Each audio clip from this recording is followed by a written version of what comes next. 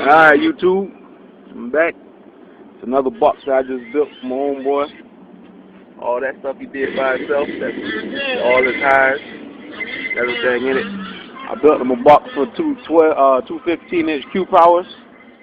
Yeah, I know they're Q powers, but they're doing what they're supposed to do right now. It's a little dark in there, so I don't know if you can see it, but it's a blow-through box. Q power on these sides. Tuned at 35 hertz. Fork coming straight out of it. It's not done yet, so we're going to still flip the box around so it can beat inside the truck, but right now how it is, it's beating pretty good. Alright, so I got to turn it up so y'all can hear it. I'll leave it up. Go ahead. Leave it up? Yeah, leave it up. Yeah, go ahead. Yeah, however you do it.